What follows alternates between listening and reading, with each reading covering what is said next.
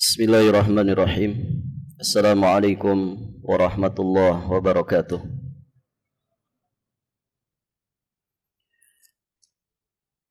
Innal hamdalillah nahmadullaha ta'ala wa nasta'inuhu wa nastaghfiruh wa nastahdihi wa natubu ilaih wa na'udzu billahi min syururi anfusina wa sayyiati a'malina.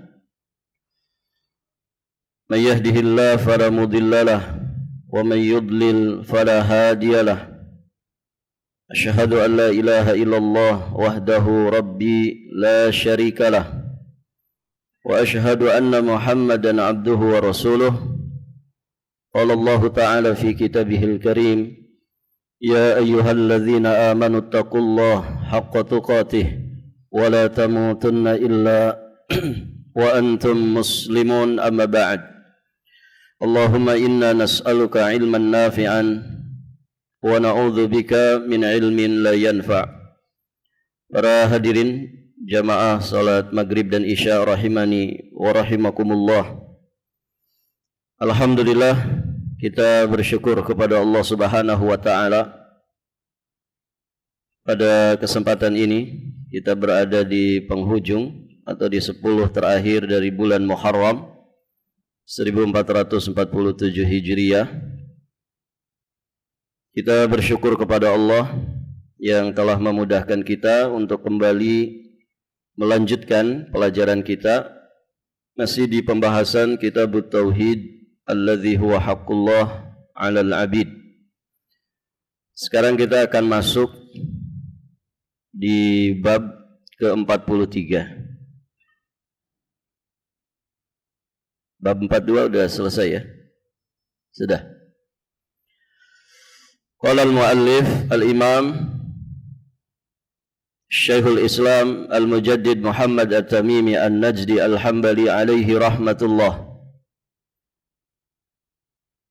Babu ma jaa fi man lam yaqna' bil halifi billah. Bab tentang orang yang tidak rela menerima sumpah dengan mengucapkan nama Allah. Baik, para jamaah yang dirahmati Allah, di dalam bab ini ada satu dalil yang disampaikan oleh penulis rahimahullahu ta'ala,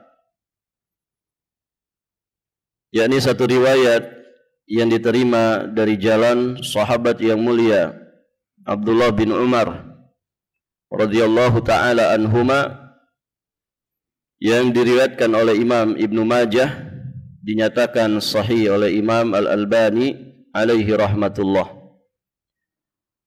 Bahwasanya Nabi sallallahu alaihi wa alihi wasallam bersabda, la tahlifu bi abaikum, man halafa billah falyasduq, wa man hulifa lahu billah falyarda, wa man lam yarda billah falaysa minallah. Nabi bersabda yang artinya, janganlah kalian bersumpah dengan nama nenek moyang kalian. Siapa saja yang bersumpah dengan menyebut nama Allah, hendaklah dia berkata benar. Dan siapa saja yang diucapkan kepadanya sumpah dengan menyebut nama Allah, hendaklah dia ridha, rela menerimanya. Barang siapa yang tidak rela, maka lepaslah dia dari Allah, falaysa minallah. Baik, hadirin jamaah yang dirahmati Allah, syahid dari riwayat ini terkait dengan bab, jelas ya, pada kalimat wa man hulifa lahu billah falyarda wa man lam yarda billah falaysa minallah. Barang siapa yang diucapkan kepadanya sumpah dengan menyebut nama Allah, maka hendaklah dia rela menerimanya. Siapa yang tidak rela, maka berarti dia lepas dari Allah Subhanahu wa taala. Baik, para jamaah yang dirahmati Allah. Apa kaitannya dengan pembahasan tauhid? Karena riwayat ini dibawakan oleh muallif rahimahullahu taala di dalam kitab tauhid ini. Kaitannya dengan permasalahan tauhid, ketika Nabi sallallahu alaihi wasallam memerintahkan kita untuk rela menerima ketika ada orang yang bersumpah dengan menyebut nama Allah, ini sejatinya adalah bentuk pengagungan kepada Allah Subhanahu wa taala. Kenapa? Karena yang disebut oleh orang ini adalah nama Allah di dalam sumpahnya. Sehingga ketika sumpah itu disebutkan dengan nama Allah, kita mesti ridha. Kerelaan kita menerimanya ini bukti bahwa kita mengagungkan Allah Subhanahu wa taala yang namanya disebut di dalam sumpah.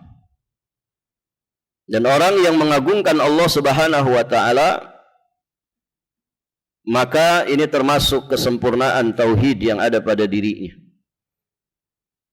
Nah, di situ para hadirin jamaah yang dirahmati Allah. Jadi ini terkait dengan ta'zimullah azza wa jalla, mengagungkan Allah Subhanahu wa taala yang namanya disebut di dalam sumpah. Baik. Dari riwayat ini kita juga bisa mengambil beberapa pelajaran yang lain. Yang pertama, dari kalimat la tahlifu bi abaikum. Janganlah kalian bersumpah dengan nama nenek moyang kalian, bapak-bapak kalian. Baik, hadirin jamaah yang dirahmati Allah.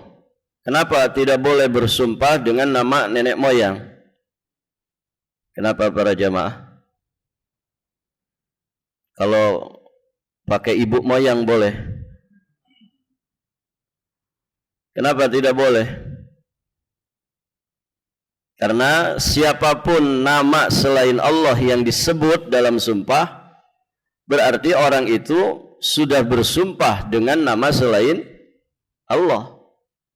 Tidak peduli bapak moyangnya seperti apa, mau seorang nabi, mau seorang rasul, mau wali Allah, apalagi orang biasa.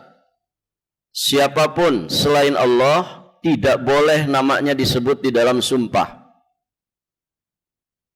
Karena orang yang bersumpah dengan sesuatu, maka biasanya dia mengagungkan sesuatu yang disebut dalam sumpahnya itu. Dan tidak boleh mengagungkan sesuatu kecuali Allah Azza wa Jalla.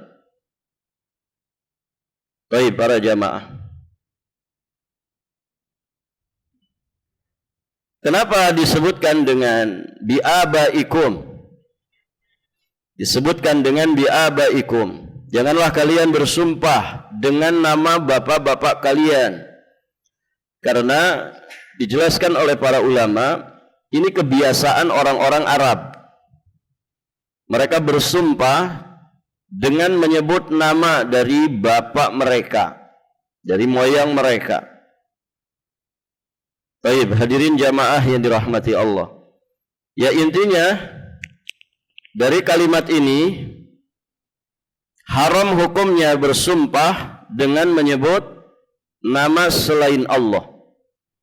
Siapapun yang disebut itu, selama yang disebut itu selain Allah, berarti tidak boleh.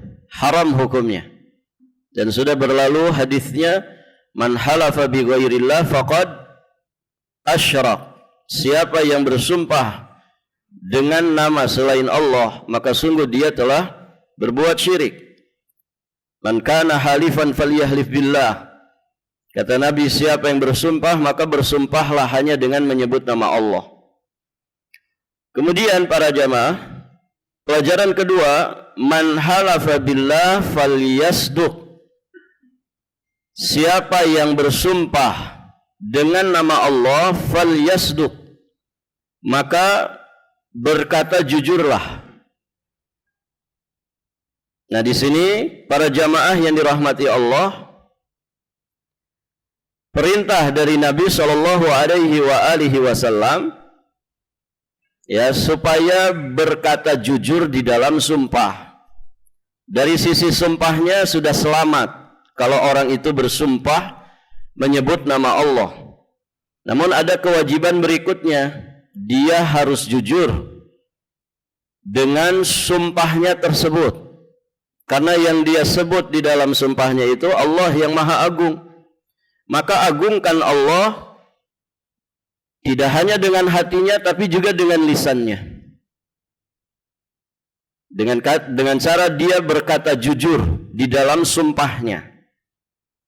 Karena kalau orang bersumpah dengan nama Allah, kemudian dia dusta dalam sumpahnya, tetap dia terjatuh ke dalam keharaman. Dia membawa nama Allah untuk kedustaannya. Baik, para jamaah yang dirahmati Allah.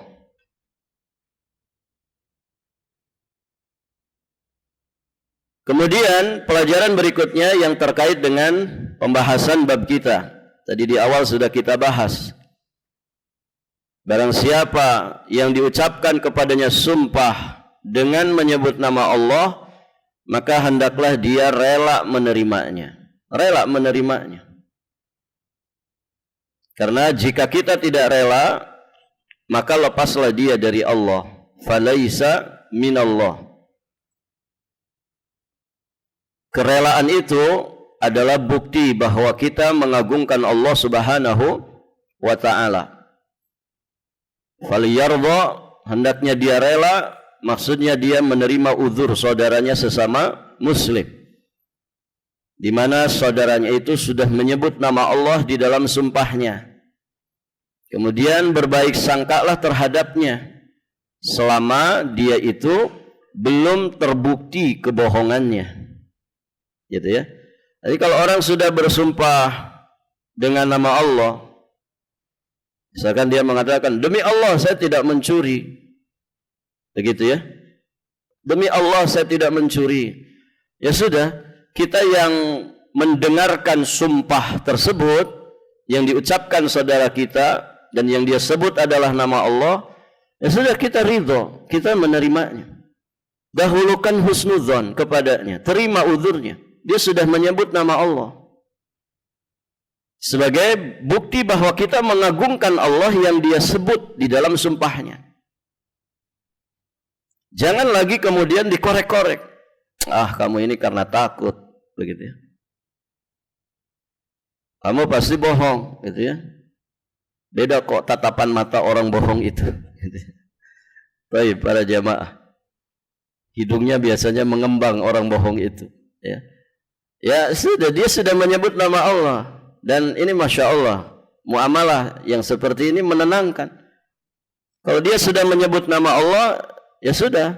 Asal hukum muamalah itu husnudzon. Sudah. Kecuali kalau memang sudah ada bukti bahwa dia berbohong, itu lain lagi. Jadi kalau kita tidak punya bukti apa-apa atas sumpah yang dia ucapkan, ya sudah ridho. Karena dia menyebut nama Allah dalam sumpahnya. Dan kita mengagungkan Allah yang dia sebut di dalam sumpahnya. Nah itu para hadirin jamaah yang dirahmati Allah. Ya tidak boleh lagi diungkit-ungkit lagi, dikorek-korek lagi. Begitu ya. Dia sudah bersumpah dengan nama Allah. Sebagaimana kalau dia beneran bohong, itu urusan dia dengan Allah. Kan memang ada orang yang tipe-tipenya itu pandai berbohong, Pak. Apa namanya? Pinter berkamuflase, gitu ya. Ya, tukang bohong itu kan munafik. Baik, para jamaah yang dirahmati Allah Subhanahu wa taala. Baik.